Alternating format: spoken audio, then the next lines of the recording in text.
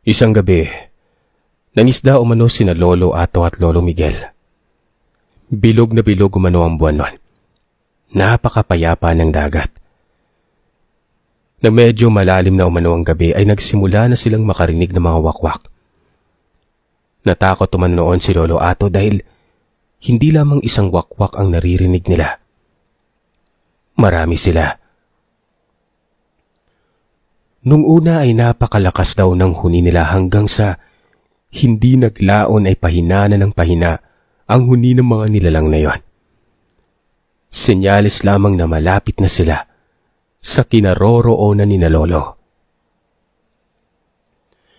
Yung mga mangingisda na wala gaanong alam sa mga wakwak ay nabibiktima gawa ng nalilito sila dahil inaakala nila na malayo na sa kanila ang kinaroroonan ng aswang.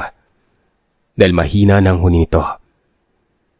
Ang hindi nila alam, kabaliktaran yon.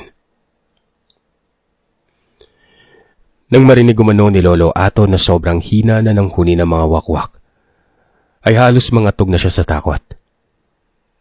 Paano kasi? Ilang mangingisda na rin sa lugar nila ang nabiktima ng mga ganitong nilalang. Kung minsan ay makikita na lamang na palutang-lutang ang bangkay ng mga yon. Wakwak na ang dibdib. Wala nang laman loob. Nung marinig na ni Lolo Ato ang mga pagaspas ng mga pakpak, ay mas lalong dumoble ang naramdaman niyang takot. Nagtaka siya noon dahil parang wala lamang yun kay Lolo Miguel. Ni hindi niya ito nakitaan ng kahit konting takot man lang. Ang tanging nakita niyang ginagawa ni Lolo noon ay nakatapat ang palasingsingang daliri nito malapit sa kanyang bibig, habang walang tigil naman sa pagbuka ang kanyang mga labi. Doon na niya naisipan na marahil ay umuusal na naman ang orasyon si Lolo Miguel.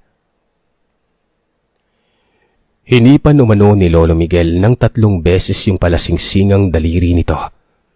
Sakay tinaas. Maya-maya ay nangagsibagsakan yung mga wakwak sa paligid ng kanilang bangka. Namatay ang mga yon dahil sa malakas na orasyon na pinakawalan ni Lolo Miguel. Ilang oras pa raw silang nangisda bago sila nagpasyang umuwi na. Nung malapit na umano sila sa pangpang, sinalubong sila ng isang nilalang na may malapad at nakabukang pakpak. Nakaapak ito sa tubig pero nakapagtatakang hindi ito lumulubog. Mapula ang mga matang nakaluwanon. May mahabang dila.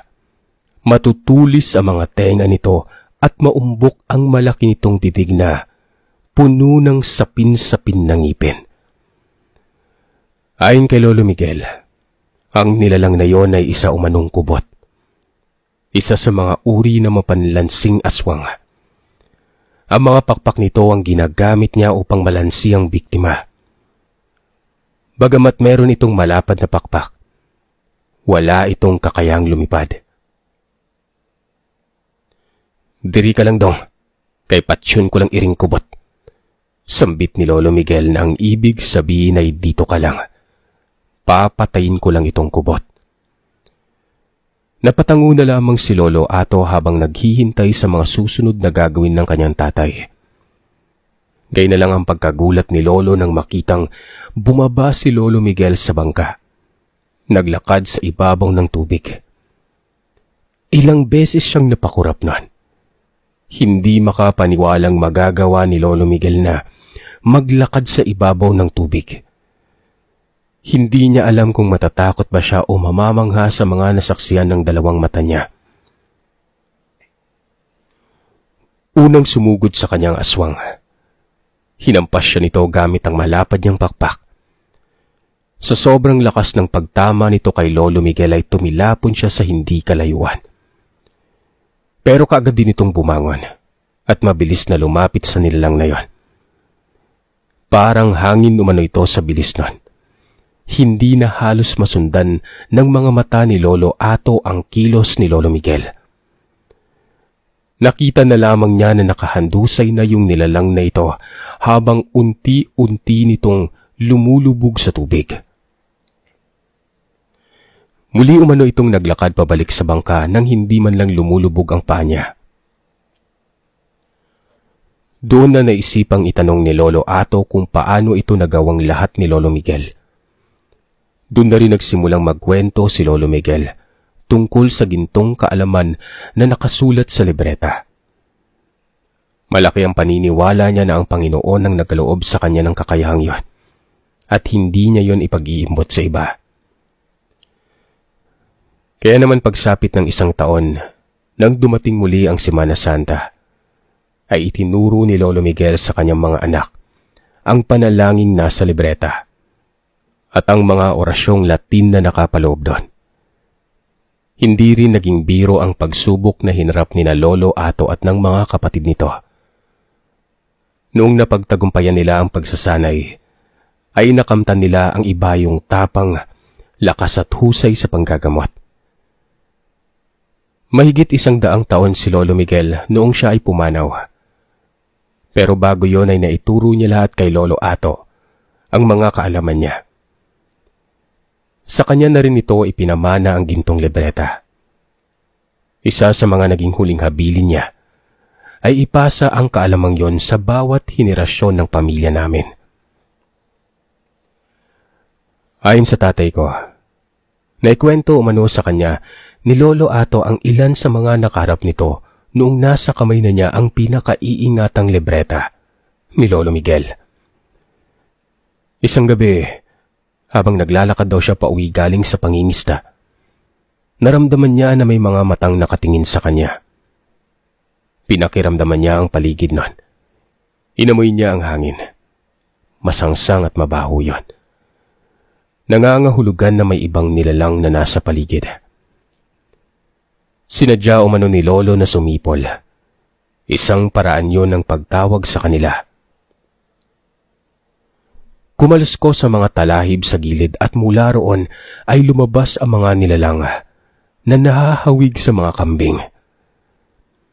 Ang kaibahan nga lang nila ay mas mataas yung puwetang bahagi nila kaysa sa ulo. Paatras din sila kung maglakad at pabaliktad kung tumingin. Mas lalong bumaho ang hangin nang sabay-sabay na nagsilitawan ang mga sigbin na yon. Sabay-sabay sumugod kay Lolo Ato pero isa man sa kanila ay walang nakatama rito. Nagkagulo ang mga sigbin dahil hindi nila makita si Lolo. Hindi rin nila ito maamoy. Isang orasyon na pambulag ang ginamit ni Lolo noon. Kasama na rin doon yung hindi siya maamoy ng mga mababang klaseng aswang. Hindi umano niya pinatulan yung mga sigbin gawa ng ang gusto niyang makaharap ay yung mismong nagmamay-ari sa mga yon. Malakas ang kutob niya na isang mabangis na aswang ang nag-aalaga sa mga ito.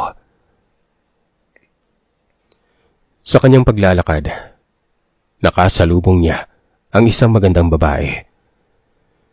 Saglit umano siyang nawala sa sarili dahil nabighani siya sa dalagang napakaamo ng mukha nun.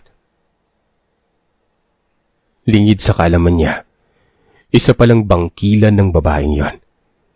Isang napakataas na uri ng aswang. Nagawa nitong agawin kay Lolo ang libreta na nasa bulsa ng pantalon niya.